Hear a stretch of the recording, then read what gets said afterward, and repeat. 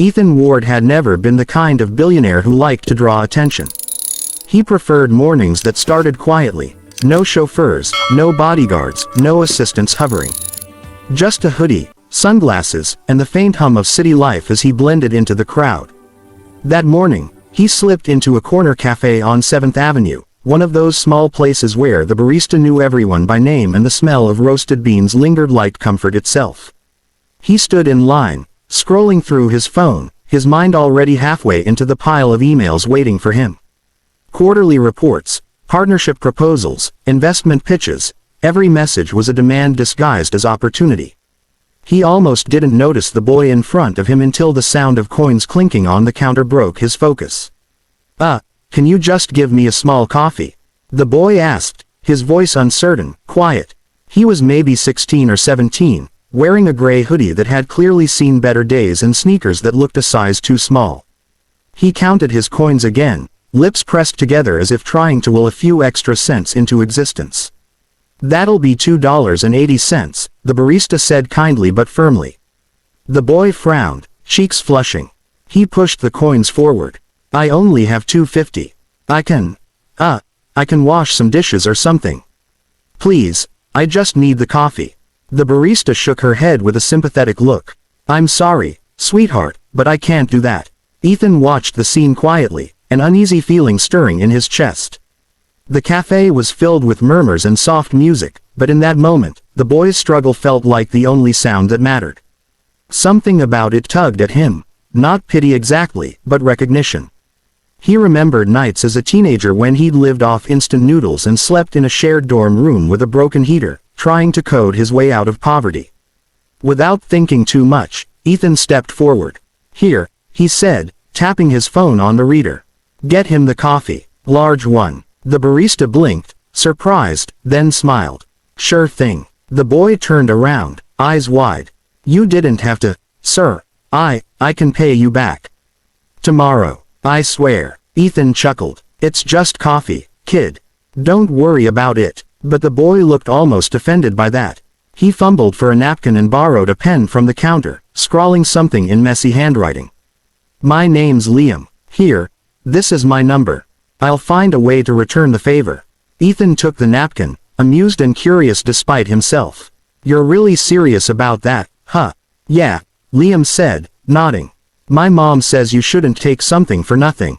There was something in the boy's tone, earnest, unpolished, maybe even proud. Ethan nodded slowly, slipping the napkin into his pocket.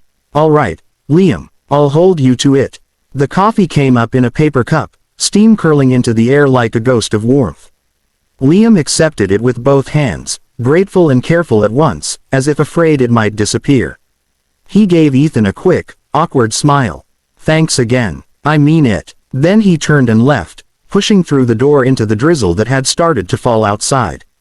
Ethan stood there for a moment, watching the door swing shut, the faint bell chiming in his ears. Most people would have just let the moment pass, but something about that kid's determination, his insistence on paying back a $3 coffee, stuck with him. He should have gone back to his office. He had meetings lined up, calls to make, deals to close. But instead, Ethan found himself standing on the sidewalk a minute later, phone forgotten in his pocket, following the faint figure of Liam down the wet street. The kid didn't seem to notice. He walked briskly, balancing the coffee in one hand, a worn backpack slung over his shoulder. Ethan told himself he wasn't really following him, just curious. It wasn't like he had anything better to do, right? Still, he kept a careful distance, feeling strangely out of place in a world that didn't care who he was. He watched as Liam crossed the street, waved to a woman selling newspapers, and then disappeared around a corner. A billionaire trailing a kid who couldn't afford coffee, Ethan almost laughed at himself. But beneath the irony, something deeper stirred. Maybe it was nostalgia, maybe guilt, or maybe, for the first time in a long while, he wanted to understand what real struggle still looked like. Whatever it was, Ethan kept walking. Ethan followed Liam for several blocks, his shoes splashing in shallow puddles as the drizzle thickened into a steady rain. The boy didn't seem to mind. He walked quickly, head down, one hand clutching his coffee, the other gripping the strap of his worn backpack. Ethan stayed a few paces behind, feeling increasingly foolish. What exactly was he doing? He was the CEO of Ward Tech, a man whose schedule was usually measured in seconds, and here he was, shadowing a teenager through backstreets and puddles like some kind of lost detective. Still, curiosity gnawed at him. There was something about that kid, Liam. The way he'd refused pity, the quiet pride in his voice. Ethan had met countless people who wanted something from him, investors, journalists, social climbers, but Liam had only wanted to pay him back for a coffee. It was absurdly small, and yet it had felt sincere in a way Ethan couldn't shake. They turned a corner onto a narrow side street. The smell of old paper and rain-soaked concrete filled the air. Ahead, a faded blue awning came into view, letters peeling but still legible, McKinley's Books and Rare Finds. The windows were fogged, and a crooked, open, sign hung on the glass. Liam pushed open the door and disappeared inside. Ethan hesitated. The store looked like it had been standing for decades, maybe longer, a relic from another era. He crossed the street and peered in through the window. Shelves leaned under the weight of old books, stacks of boxes cluttered the floor, and a small counter sat near the back, buried under receipts and coffee cups. And there was Liam, rolling up his sleeves, setting his cup aside, and getting to work as if he owned the place. Ethan stepped in, a bell chiming softly overhead. The air smelled of dust and stories. "Hey," Liam said, glancing up. He didn't look surprised, though his eyebrows rose slightly. "You followed me." Ethan smiled awkwardly. "You could say that. I was curious where you were heading." "Well," Liam said, gesturing around with a sweeping motion, "welcome to McKinley's. It's not much, but it's home." Ethan took a slow look around. The shop was quiet except for the ticking of an old clock on the wall and the distant hum of rain outside. The place had charm. Handwritten signs, mismatched lamps, corners where sunlight must have once poured through before the city grew taller and grayer. "You work here?" Ethan asked. "Yeah," Liam said, grabbing a rag and wiping the counter. Sort of. Liam hesitated, glancing at the shelves like they might answer for him. "It was my dad's store. He passed away last year. I've been keeping it going, I guess." Ethan's posture shifted. "By yourself?" "Pretty much. Mom's been sick. She used to help, but now it's just me after school. I sell what I can, order used books online, try to make rent." He gave a small laugh, the kind people use when they're trying not to sound defeated. "It's not exactly a booming business, but Dad used to say, as long as someone walks out with a story, we're still alive." Ethan swallowed hard. The boy's voice carried something raw, something he hadn't heard in boardrooms or investor meetings in years, heart. He ran his hand along one of the shelves, fingertips brushing the spines of forgotten novels. "Your dad sounds like he was a good man." "He was," Liam said simply. "He believed books could fix people." He shrugged, smiling faintly. "I'm not sure that's true anymore, but it's a nice thought." Ethan watched him for a moment, then asked, "So what about you? What do you want to do?" Liam didn't answer right away. He leaned against the counter, thinking. "I want to go to college. Study literature, maybe business. Learn how to keep this place alive, or build something new out of it. But college costs money, and I barely keep the lights on here." He rubbed the back of his neck, embarrassed. "That's why I couldn't afford that coffee this morning. I spend everything I make on bills." Ethan nodded slowly, something stirring deep inside him. Memories of his own younger self, working nights in a cheap apartment, eating the same sandwich 3 days straight while building his first app. The world had felt enormous then, and every obstacle had looked impossible. "You know," Ethan said quietly, "most people your age would have given up on a place like this." Liam gave a small, crooked grin. "Yeah, well, I guess I'm stubborn." Ethan smiled back. "That's a good thing." He took a step closer, eyes scanning the worn posters, the piles of unsorted books. "You've kept all this going by yourself. That's impressive." Liam shrugged again, trying to hide the flicker of pride that crossed his face. "It's not about money. It's about keeping a promise. Dad always said this store was for the dreamers, and I don't want to let that die." Ethan didn't say anything for a long moment. He just stood there, listening to the rain against the windows and the quiet determination in the boy's words. Something inside him, Something that had gone numb after years of corporate success, stirred awake. He realized that in chasing billions, he'd forgotten what it meant to build something because you believed in it. When he finally spoke, his voice was softer than he expected. "Liam, how much do you need to keep this place open?" Liam blinked, caught off guard. I don't know." "Why?" Ethan smiled faintly. "Just curious." The bell above the door chimed again as another customer entered, and Ethan slipped out quietly, leaving Liam behind the counter. He didn't need to hear the answer yet. He already knew what he wanted to do. The morning sunlight slanted through the bookstore's front windows, gilding the dust motes in the air like flecks of gold. The blue awning outside looked brighter now, new paint drying where old letters had peeled. The sign above the door, once barely legible, gleamed proudly with a new name, Ward & Son Books. Liam stood on the sidewalk, frozen in disbelief. He clutched the edge of his backpack like a lifeline, staring at the sign as though it were an illusion ready to vanish. Just yesterday, the letters had been faded, the rent overdue, the lights flickering with exhaustion.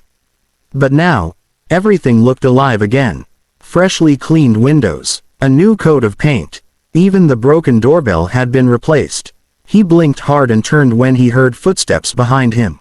Ethan stood there, hands in his pockets, dressed simply in jeans and a white shirt, the billionaire armor of suits and secrecy gone.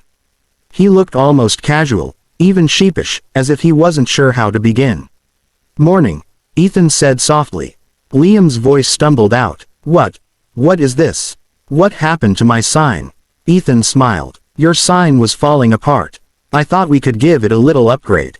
Liam echoed, heart pounding. "Yeah," Ethan said, stepping closer.